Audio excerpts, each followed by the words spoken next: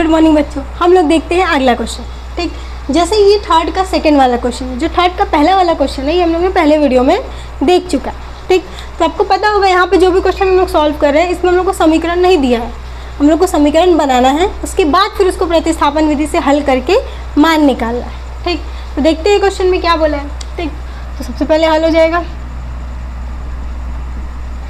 तो देखिए क्या बोला है, दो संपूरक कोण। ठीक, संपूरक कोण का मतलब क्या होता है, किसी भी दो कोणों को अगर जोड़ रहे हैं और उसका टोटल अगर 180 आ रहा है, दो को जोड़े, तीन को जोड़े, किसी को भी जोड़ रहे हैं, अगर उसका टोटल 180 आ रहा है तो उसको संपूरक कोण बोलेंगे। ठीक, क्या बोल रहा है, संपूरक कोणों में जो बड़ा कोण है वो छोटे कोण से 80 डिग्री अधिक है। 80 डिग्री अधिक का क्या मतलब है कि अगर एक कोण 10 डिग्री है तो दूसरा कितना होगा, वो 18 डिग्री बड़ा है तो दूसरा कितना हो जाएगा, 28 डिग्री हो जाएगा। ठीक, अगर मान लेते एक कोण हमारा 12 डिग्री है तो दूसरा कितना हो जाएगा, वो हमारा 30 डिग्री हो जाएगा, मतलब 18 डिग्री उससे ज़्यादा है। तो इसी हिसाब से उन्हें ज्ञात करना है। तो मान लेते हैं कि जो बड़ा कोण होगा उसको x मान लेते हैं और जो छोटा कोण होगा उसको y मान लेते हैं। जो छोटा कोण है उसको क्या मान लेते हैं, y। ठीक, तो पहला प्रश्नानुसार, प्रश्न के हिसाब से,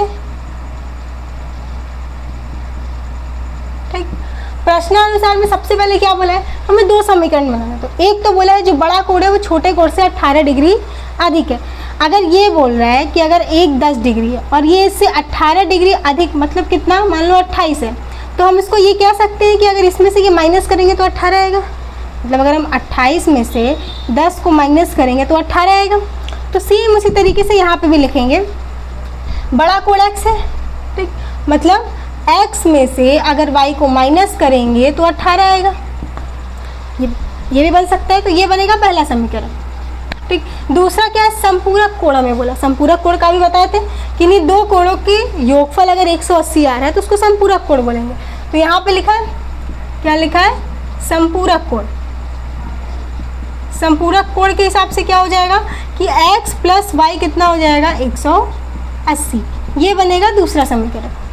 ठीक, तो फिर आगे क्या हल करेंगे, प्रतिस्थापन विधि से दोनों समीकरण को हल करेंगे। कौन सी विधि से, प्रतिस्थापन विधि से।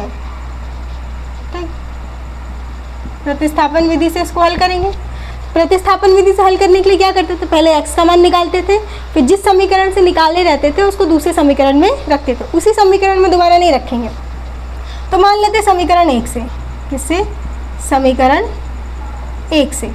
समीकरण 1 से x का मान निकालेंगे तो कितना होगा, ये इधर माइनस में उधर जाएगा तो प्लस हो जाएगा, तो 18 प्लस y हो जाएगा।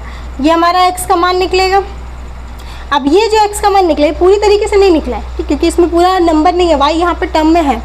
तो ये जो x का मान है उसको समीकरण 2 में रखेंगे। ठीक, तो यहाँ पे क्या लिखेंगे, x का मान समीकरण 2 में रखने पर, समीकरण 2 में रखेंगे। अब समीकरण 2 क्या है, x प्लस वाई बराबर 180। ठीक, ये समीकरण 2 है।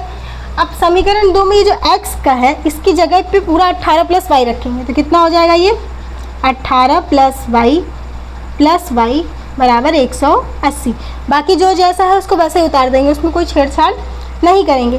ठीक, तो अब यहाँ पे आप देख रहे हैं y और y जुड़ जाएगा, कितना हो जाएगा, 2y बराबर में 180 है। ये इधर प्लस में है, इसको उधर भेजेंगे तो क्या हो जाएगा, माइनस में, मतलब 2y बराबर 180 माइनस 18। ठीक, माइनस करते हैं, 2y बराबर कितना होगा, अब 180 में से 18 माइनस करेंगे तो क्या हो जाएगा, देखिए 180 है, इसमें से 18 माइनस कर देंगे, 10 में से 8 गया 2, 7 में से 1 गया 6 और 1 कितना आ गया, 162 ये आया।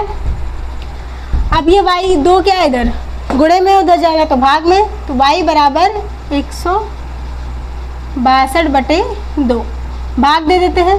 ये आएगा कितने बार में, 8 बार में, और 2 1 बार में। तो y का जो मान आया वो कितना आया, 81, मतलब 81। अब ये जो y का मान है इसको कहाँ रखेंगे, इसको समीकरण 3 मान लेते हैं। ठीक, तो यहाँ पे क्या बोलेंगे कि y का मान समीकरण 3 में रखने पर, समीकरण 3 में रखने पर, समीकरण 3 क्या है हमारा, x बराबर 18 प्लस वाई। अब y की जगह सेम जो वैल्यू है उसको रख देंगे, कितना आया है 81। अब जोड़ दीजिए, 18 में क्या से जोड़ेंगे, कितना आएगा 8 1 9 और एक ये 9, ये हमारा आ गया y x का मान। ठीक, तो जो हम यहाँ पे फिर लास्ट में हमारा आंसर, फाइनल आंसर क्या होगा, देखिए जो हमारा फाइनल आंसर होगा उसको क्या लिखेंगे कि जो बड़ा कोण है, क्या है, जो बड़ा कोण है वो x है, x का मतलब ये 99 है। ठीक, और जो छोटा कोण है वो कितना है, y है, y मतलब 81। ठीक, ये हमारा लास्ट का फाइनल आंसर हो जाएगा। ठीक, सबसे पहले क्या किए, क्वेश्चन में बोला था कि दो संपूरक कोण है। संपूरक कोण का मतलब ही होता है जिन दो कोणों को या 2 या 3 कोणों को जोड़ने पे 180 है। ठीक, तो यहाँ पे क्या बोला है, बड़ा कोण जो है वो छोटे कोण से 18 डिग्री अधिक है, मतलब यहाँ सिर्फ 2 कोणों की बात हो रही है, 2 से ज़्यादा कोणों की बात नहीं हो रही है। तो बड़ा है 18 डिग्री, इसका मतलब अगर बड़े वाले में से छोटे को माइनस करेंगे तो 18 आएगा। ठीक, अधिक बोला है तो पहला समीकरण ये बनेगा और दूसरा इन दोनों को जोड़ने पे 180 है। फिर इन दोनों समीकरण को किस प्रतिस्थापन विधि से हल करेंगे। प्रतिस्थापन विधि में सबसे पहले क्या करते हैं, x का मान निकालते हैं। अब चाहे पहले समीकरण से निकाले चाहे दूसरे समीकरण से निकाले, किसी एक समीकरण से x का मान निकलेगा, उसके बाद जिसमें से निकला है उसके दूसरे वाले में उसको रखेंगे। ठीक, दूसरे वाले में रखने के बाद उसको हल करके वहाँ से y का मान निकालेंगे।